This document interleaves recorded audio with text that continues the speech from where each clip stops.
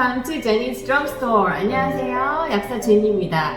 오늘은 스트레스 관리, 자율신경 관련돼서 유명하신 전문가분을 모셨습니다. 네, 소개 부탁드립니다, 원장님. 네, 안녕하세요. 저는 강남 메이저병원의 김경철 원장이고요. 저는 이제 주로 스트레스, 만성 피로, 또 갱년기, 이런 호르몬 장애 이런 부분들을 주로 진료하고 있는 김경철입니다. 또 최근에 유튜버도 시작했기 때문에 김경철의 미래의학을 검색하시면 제 유튜브도 보실 수 있을 겁니다. 또 이제 오신 김에 이렇게 선물도 하나 주셨는데요. 네. 인류의 미래를 바꿀 유전자 이야기. 네, 이런 책도 따끈따끈한 책이죠? 네, 맞습니다. 네, 이렇게 저한테 건강 전도사가 되기를 바란다고. 이미 건강 전도사예요. 맞아요. 네, 그래서 이제 많은 현대인들이 이미 스트레스가 너무 많아요.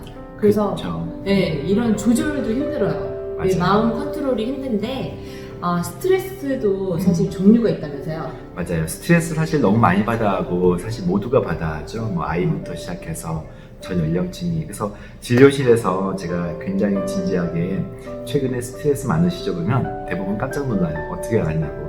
아, 진짜? 10명 중에 8명 그 질문하면 다 놀라면서 네. 당연히 다 스트레스 많다고 호소하시기 때문에, 또 스트레스가 굉장히 많은 증상들을 일으키기 때문에 사실 의사들은 스트레스 받지 마세요 하고 끝나지만 스트레스를 평가하고 그래서 적극적으로 치료해주고 스트레스로부터 유래된 많은 증상들을 관리해줘야지만 사람들이 의사들을 신뢰할 수가 있을 것 같아요. 그러면 그 스트레스를 평가하는 방법이 있나요? 병원에서? 네, 물론 이제 스트레스도 우리가 여러 종류가 있는데 네. 급성 스트레스가 있고 또 만성화된 스트레스가 있어요. 급성 스트레스는 흔히 말하는 스트레스를 우리가 호르몬을 올려서 적들과 싸우는, 예를 들어서 나의 신체 기능을 굉장히 증가시켜서 싸울 준비를 태세를 갖추는 것을 급성 파이팅 한다는 거죠. 그렇죠. 파이트와 플라이트인데, 급성 스트레스는 누구나 그때 스트레스가 있다는 걸 다 알거든요.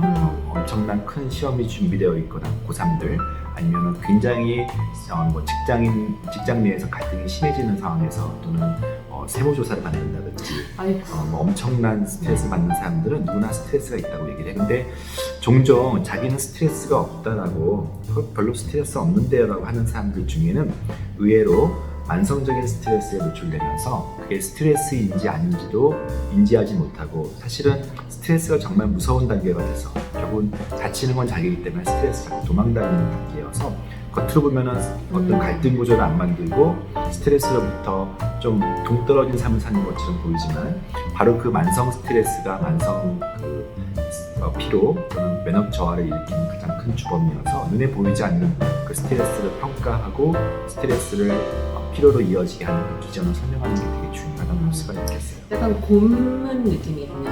안에서 쌓여서 그쵸. 터지기 일보 직전까지 가면 이제 큰일 나는 거잖아요. 되게 몸이 힘드니까 싸우지는 못하고 도망다니는 게 유일한 방법으로 선택해 왔던 사람들이에요. 그런데 운동으로 봤을 때는 네. 공격수가 아닌 수비 잘 못하죠. 그래서 수비도 사실은 수비하는 공이 오면 무서워서 수비 그런 거 있잖아요. 공이 오면 소심해지고 이런 스트레스로부터 당한 게 너무 많기 때문에 반복적인 스트레스에 그 누구도 장사가 없다고 할 수가 있겠어요. 그러면 혹시 병원에서 수치화하는 어떤 평가 방법이 있나요? 맞아요. 우리가 이제 스트레스를 환자들이 호소하거나 내면에서 가지고 있다가 의사들이 그것을 알아주는 환자들이 되게 기뻐해요. 왜냐면 어디 가도 내 스트레스를 설명할 게 없었는데 병원에 오면 이제 우리가 두 가지 방법으로 스트레스를 평가하는데요. 혹시 코티졸 호르몬 들어보신 적 있으신가요? 네, 그래서 당연히 알죠. 우리 시청자들께서도 코티졸 호르몬을 좀 들어보셨을 만큼 스트레스 호르몬이라고 해요. 근데 스트레스 호르몬 하나만 평가하는 게 아니라 부신 호르몬 혹시 들어보셨을까요? 그렇죠. 당연히 우리 건강전도사 제니는 아실 텐데, 시청자 중에 부신 그러면 잘 뭐지? 이게 먹는 건가? 이렇게 얘기하시는 분도 있는데, 부신은 말 그대로 부가적인 신장 옆에 붙어 있다는 뜻인데, 영어로 신장, 의학용어로 신장을 레날이라고 하고요. 부를 형용사를 ad를 붙이기 때문에 그걸 붙여 읽으면은 아드레날린. 그러면 부신 그러면 사람들이 잘 몰라 하다가 아드레날린 호르몬 그러면 뭔가 감이 있잖아요. 음. 뭔가 에너지 또는 아드레날린이 폭발한다 이런 표현을 쓰니까 그래서 스트레스를 이기는 호르몬이라고도 하고 또는 노화를 방지한다 해서 항노화 호르몬이라고도 하는 그런 DHEA를 포함해서 여러 가지 부신 호르몬들이 있어요. 그래서 병원에서는 스트레스를 평가하는 가장 대표적인 방법이 코티졸 호르몬과 DHEA 부신 호르몬을 평가해서 스트레스의 각 단계를 평가해요.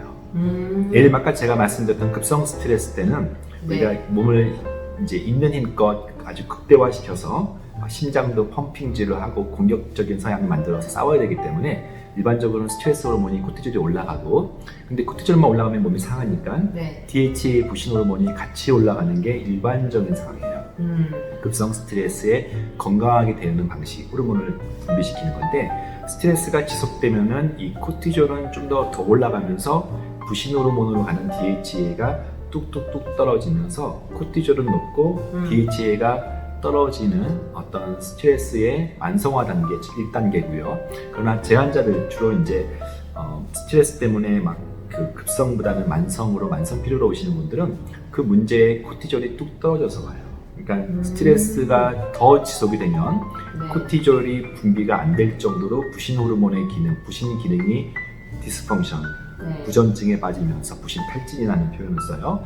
그래서 코티졸이 올라가지 않고 뚝뚝 떨어지면서 낮은 코티졸과 낮은 DHEA 가지고 사실 보면은 코티졸 떨어지면 싸울 힘이 없는 거예요.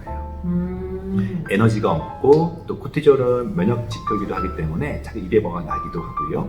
또 코티졸이 떨어지면은 흔히 방광염이라든지 이런 염증에 잘 노출이 되고 또 코티졸이 떨어지는데 하루 총량은 비슷하기 때문에 밤에는 올라가는 경우가 있어요. 그래서 코티졸이 아침에 높고 밤에 떨어져야 되는데 네, 그 그것이 정상이죠. 역전이 돼서 마치 밤에는 이제 자꾸 이렇게 옛날 생각이 나고 억울한 생각이 나면서 잠을 못 이루다가 아침에 그냥 에너지가 바닥이 역전되어 있는 경우도 꽤 많아요. 그래서 그러면 이 코티졸이랑 원래 멜라토닌도 거꾸로 작용을 하잖아요. 맞아요, 서로 이게. 네. 그러면 이 코티졸이 원래 이제 아침에 과량 분비가 네. 되고 이제 저녁 때 이렇게 줄어드는데 네, 이게 만약에 막 엉망진창이면 멜라토닌도 네 맞아요. 서카디안 리듬도 깨져요. 깨지게 네, 되겠네요. 세로토닌도 잠을 떨어지고 못 그래서 잘 때. 엉망이 돼서 네. 이제 뭐 잠도 못 자고 또 낮에는 에너지가 없고 또 코티졸이 떨어지고 부신 기능이 떨어지면 추위도 많이 타고 또 여성분들 중에 추위 많이 타면서 혈압도 낮고 흔히 말하는 당 떨어진다는 표현을 참 많이 써요. 네. 근데 그런 어떤 저질 체력이면서 누가 봐도 좀 마른 체형이고 이런 운동도 하기 힘들 정도로 지쳐 있는 분들이 이제 스트레스가 만성화된 경우고요. 피 검사를 할 수 있다는 것을 오늘 좀 보여드린 거예요. 아, 피검사로. 네.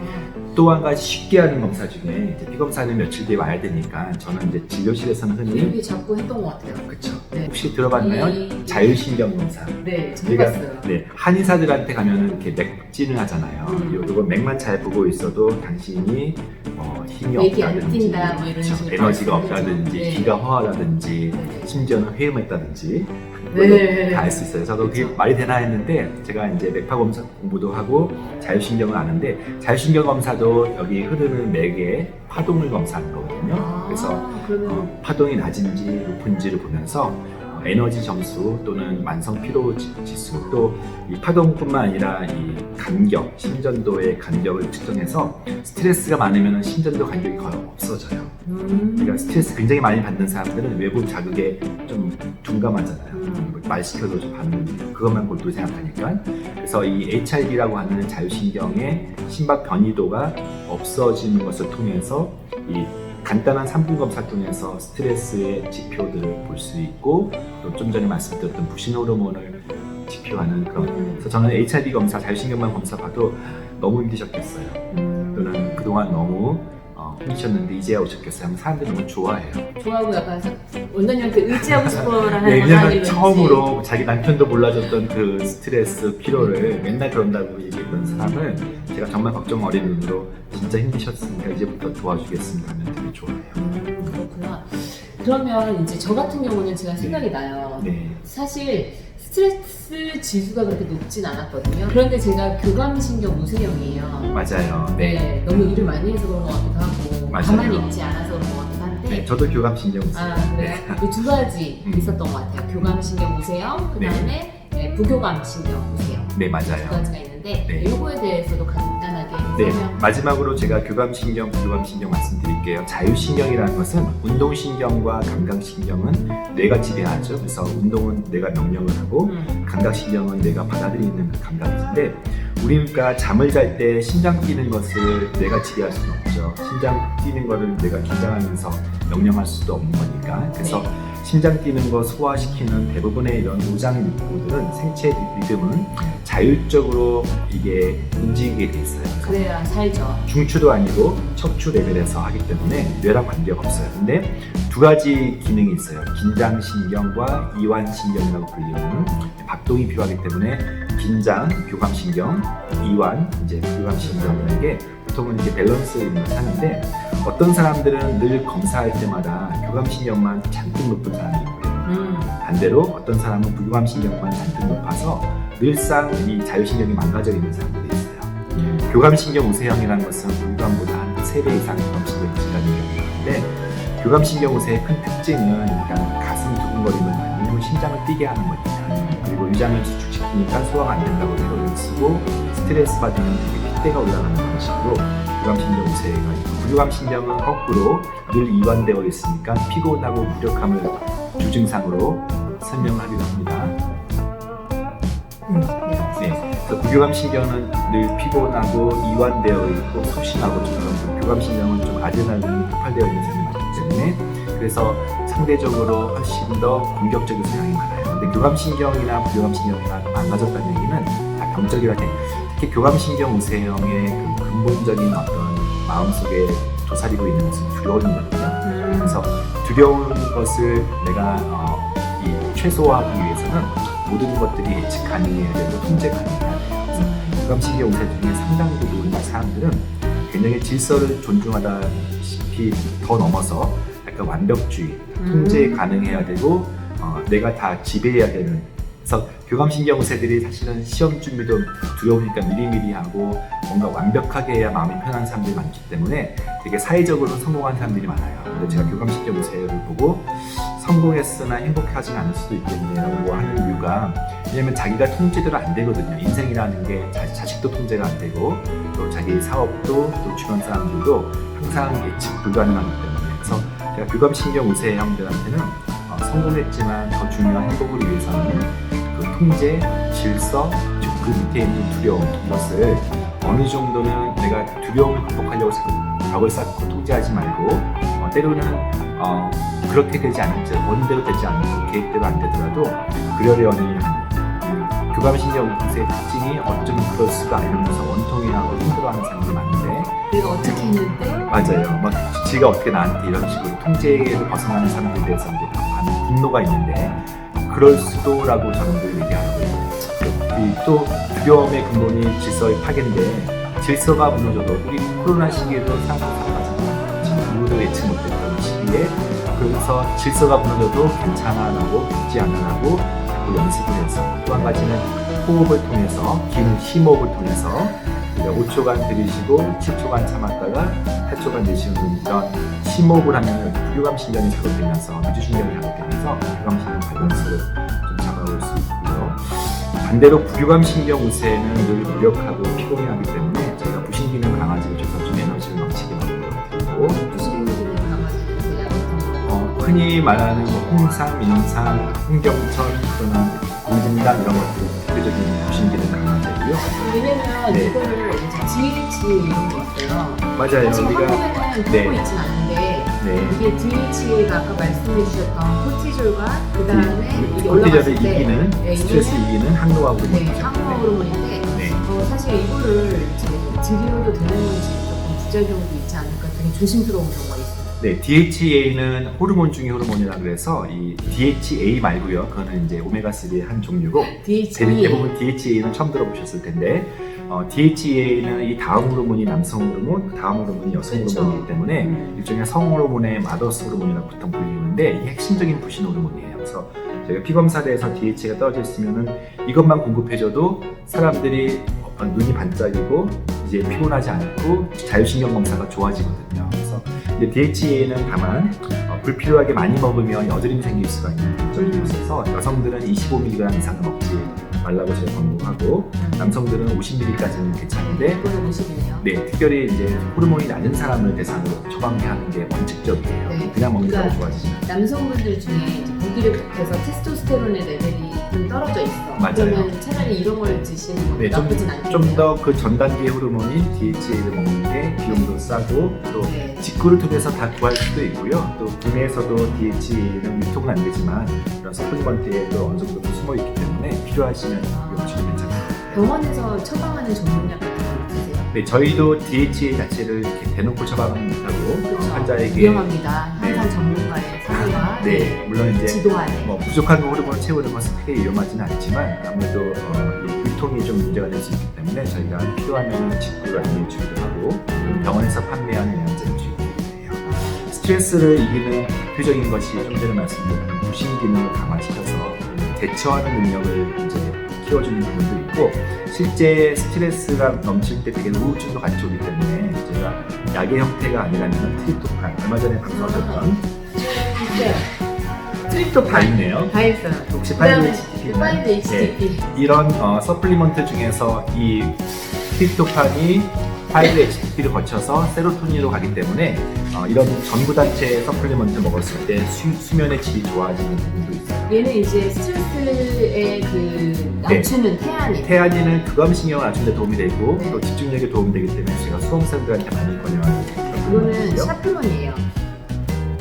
제가 이런 이제 디스츄얼티들이 여러 가지가 있어요. 우리가 예를 들어서 그 갱년기 때 먹는 식품 중에서도 꽤 심리적 안정감을 주는 여러 가지 뭐 악마의 반격부터 시작해가지고 이제 아마 이런 디스츄얼티 같은 경우는 이제 그런 성분주의 위주로 좀 심신 안정을 가져오는 대표적인 네. 부분도 있어요. 근데 일단 이렇게 보시면 이제 외국 거긴 하지만 제가 이걸 추천하는 거는 절대 아니고요. 그냥 이런 성분들이 있다라고 네, 그냥 그 개념만 파악하시라고 갖고 온 거고요. 여기 보면 딱 에너지, mental alertness, mood enhancement 해가지고 이제 기분 개선도 해주고 스트레스 relief, 스트레스 맞아요. 개선해주고 에너지 이렇게 준다는 거는 약간 이 글로만 봤을 때는 부교감이신 분들한테 좀 더 에너지를 줄 수 있지 않을까 그럴 것 같아요.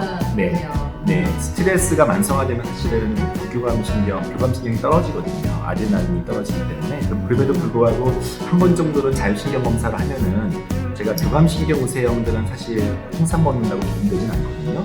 인삼도 잘 안 맞고요. 그래서 한 번 정도는 교감신경을 평가하거나 스트레스 호르몬과 DH를 평가해서 자신한테 맞춘 그런 에너지 드링크, 또는 맞춤 서플리먼트나 이런 건강 보조식품 먹는 것도 권고하는 수가 있겠습니다.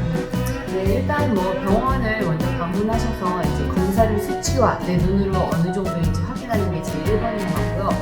이런 것도 스트레스도 수치화할 수 있다는 거 이제 여기서 얻어가시면 될 것 같고, 그거에 따라서 이제 처방이나 이런 그 행동 지침부터 먹는 거, 뭐 영양제 또는 이제 전문약까지 이렇게 딱 뻗어 나갈 수가 있으니까 전문가의 상의를 꼭 받으시기 바랍니다. 지금 소개해드린 걸 막 아무렇게나 직구하시거나 해서 드시면 안 됩니다.